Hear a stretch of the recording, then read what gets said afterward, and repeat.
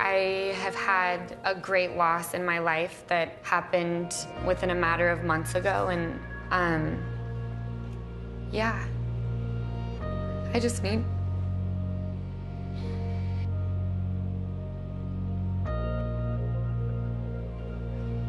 It makes me angry that I don't have him anymore. I just need to feel a connection. So they're bringing me to a discussion about the very end of someone's life, and they're bringing me in the context of this man that I feel like I have to bring up, and really connected to watch. When he comes through, he, for some reason, is having me acknowledge, like, expecting to have more time. I'm not super young when I die, but I'm not super old when I die either. And so there's this kind of feeling of being a little bit kind of closer to the middle. Basically, like, I wasn't ready to go, shouldn't have gone when I went. I mean, the timing of this just keeps bringing up the timing and, like, not being convenient. Not that there's ever a convenient time. But when this comes through, he basically just kind of acknowledges he wasn't able to say everything he wanted to say to the people he wanted to say it to. Can you relate to anybody passing away closer to that time frame or went kind of before his time? I'm so sorry. I used to buy my dad nice watches all the time, and that was the only thing he would ever wear. I think he went and got it at Walmart, and he wore it every single day, and he loved it. That's what I look at, and I'm like, oh, it's my dad. Okay, they're bringing up dad. It basically feels as it's coming in that he's trying to kind of comfort the living people left behind in this. So that's good to keep in mind. That is so your dad. They're having me talk about the 3. Give me one sec. Yeah, they're having me talk about a reference of 3 siblings. So do you know where the 3 siblings would be within family? Me and my 2 brothers. Nice. So the way that they're bringing this up, this is something you might have to actually check with brother situation, because they're having me talk about the 2 boys. They're having me talk about having plans with one of them. They're having me talk about it's like a mutual understanding, but this just keeps coming through in more of a business way. One sec. Keep in mind they are referencing to an E name within family. I can't tell who this is, but I'm saying just like an E. Do you have any E names within family? My little brother, Easton. Nice. And Dad's putting a very strong emphasis on him. Yeah, my dad was in real estate development and wanted to kind of bring my younger brother into that with him. You know, every little business venture that my dad would kind of step into in his older age, he always wanted Easton to be a part of it in some capacity. Sure. Yeah.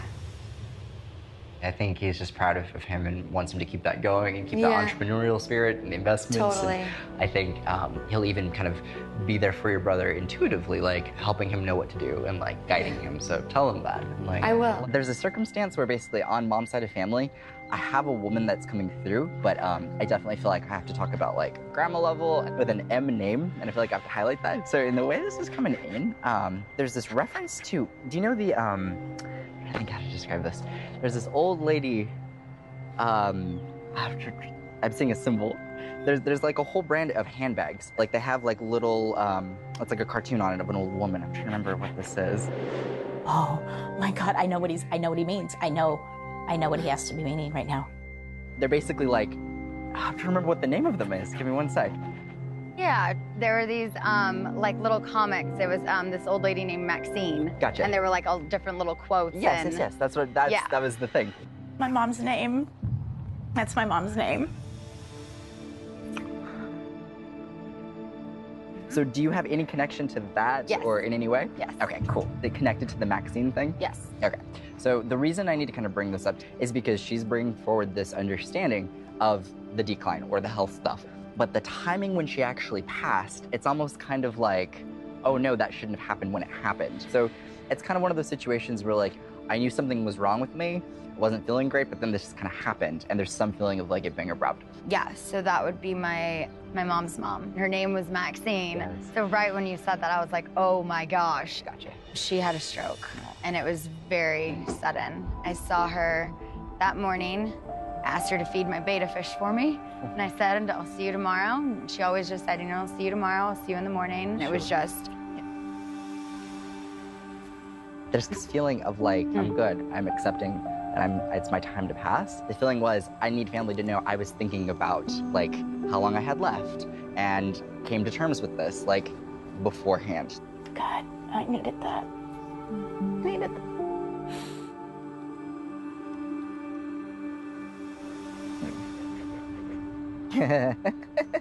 Oh man, there's something funny about Grandma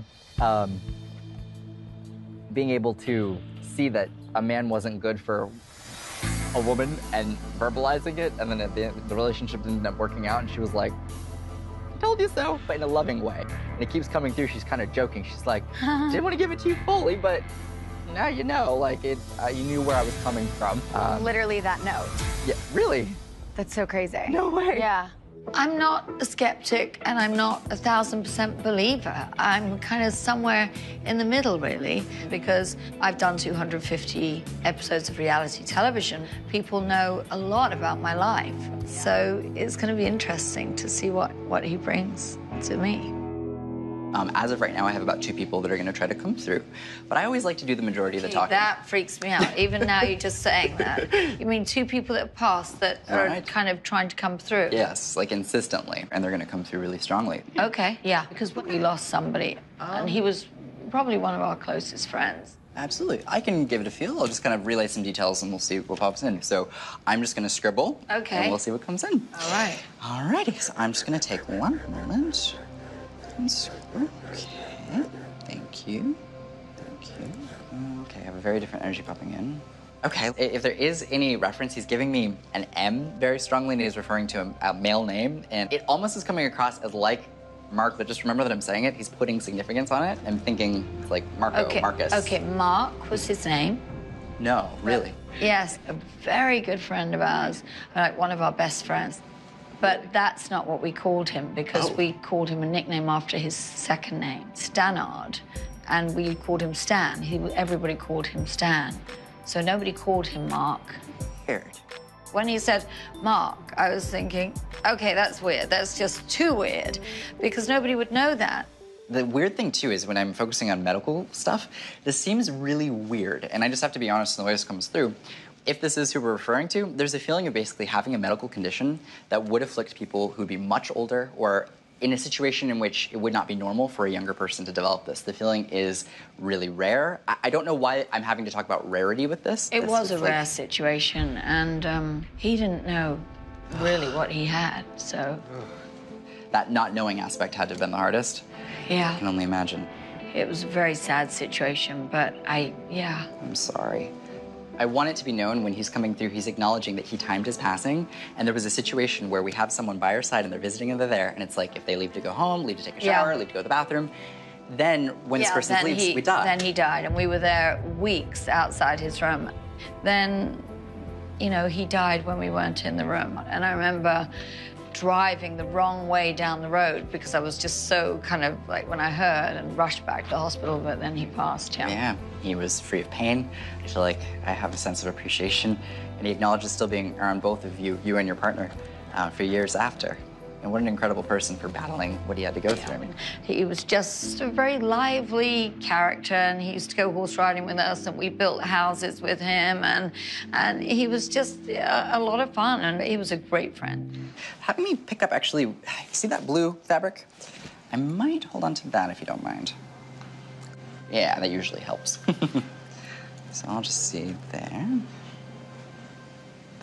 Thank you. Have this woman who comes through with such excitement, such joy. I mean, she comes through with just so much love. I'm gonna put this down really briefly. There you go. Okay, so she came through basically as a matriarch, but acknowledged not being a biological, like, mom for the client.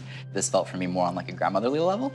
But what was interesting is I was connecting more to your dad's side of family than your mom's side of family, which I thought was kind of interesting. So she acknowledges this whole reference of basically feeling like she was content with the duration of her life. Immediately when she comes through, there's a feeling of like, I feel like I lived a full life. I feel like I'm happy with the length of my life. Yeah, she lived till she was 100. Wow. The thing that she's having me acknowledge is from her perspective, she's mom. From her perspective. She's your mother from her perspective. Like, really? I can't make the change. She's like, I am Lisa's mom. I've been very close to my grandmother, Nanny Kay. Certainly I was more emotionally connected to her. And this is one of her jackets. Wow. That's amazing. And she was very much part of our immediate family. She was a comforting, warm, lovely lady, and I miss her so much. She acknowledges that she was waiting for you before we even got here today. And she acknowledges that she knows that she's been talked to, asked to be around, like come through. There's a whole feeling of like, I was with you before you came today. Where is she? She's been dead at least 10 years, and I have been calling for her. I'm thinking, why don't I see evidence of her speaking to me? Is she the hummingbird? Is she the butterfly? Right. Where is she? Right. I just want to know that she's with me. But I've actually said to her, Nanny Kay, if you can hear me, let me know. I've done so many incredible things that she would have enjoyed so much. Yes. It's so interesting because when she comes through, it's more of a personal connection. It's like if she's going to communicate to you, you're going to just kind of know or feel what she would have done. And that's more the way that she seems to connect.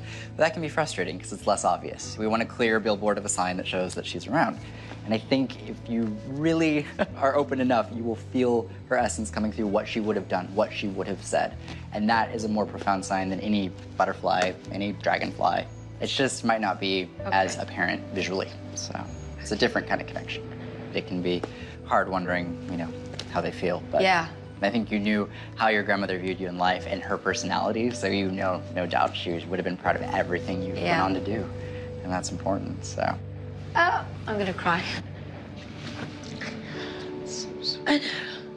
This is a message I want to kind of deliver, and it's something they do frequently say, but it comes through extra in this case. She does not want her death to be how we remember her when it comes to like her life.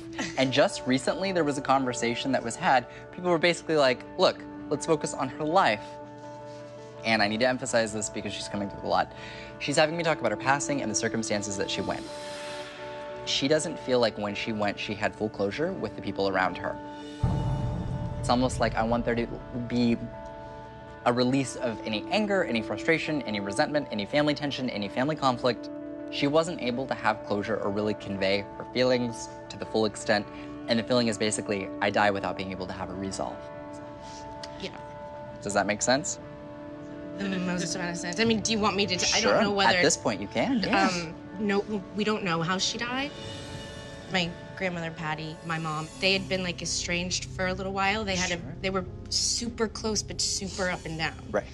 And my mom got a weird feeling at a party and made my dad take her home and just like felt uneasy for a while. And then she had made my dad go over to her house a couple days later to check on her, and she was dead. And so she had been there for a few days, and no one knows if she committed suicide or if she accidentally killed herself because she was on medication for things. And so she would take a pill, go to sleep, and then maybe she woke up, forgot she took it. Right. Or did she, like, we don't know. And that's like haunted my mom, and like we talk about it like all the time. Sure. Let me see what we got. Ooh. Okay. There are no real feelings of, I killed myself here. There's no real feelings of, I committed suicide. People have said that they would have left a note. And the feeling that comes through from her end is basically like, I don't feel like I'm in the mindset when this happens to kill myself. That's not my mindset. That's not what I'm intending to do. She, from her end, has released this. She wants you to know she didn't kill herself. Okay. That's super intense. When grandma comes through, just please note, the thing she's putting an emphasis on is referencing to your grandfather. And there's this concern about after grandma passed, she's establishing a concern in wanting to make sure grandpa can stay where he is at, either residentially, and she's having me kind of acknowledge him as being a little stubborn. It's an issue. It's an issue. So please know when this is coming through, she's having me acknowledge family kind of stepping back from the situation. She wants the family to leave him alone? It's basically a feeling of we can't make him do something he doesn't want to do. Exactly. And that's the message that you need to kind of take with this. She doesn't necessarily agree with him, but she knows him and is understanding that we can't make someone do something they're not willing to do. Okay, my grandfather, he's an engineer, extremely intelligent, but he can't, like, heat up coffee. And my grandma, coming from that, just took care of everything. They were together for 70 years. Like, it was his first love. And so he's still around.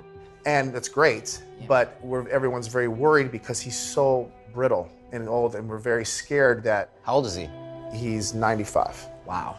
He's at the point where they're constantly scared that he's going to fall or something like that. They want to put him in a home where he can meet and have fun and do that, but he won't leave. He won't leave. It's a problem. Yeah. Thank you. Seriously, so wonderful. It's a pleasure to meet you. Yeah, very nice meeting you too. Yeah, And, thank you. Yeah, thank you. You hit things that I just would never have thought of that, like, I don't really know too many people can know, and like, especially the names in the certain situations. You made a believer.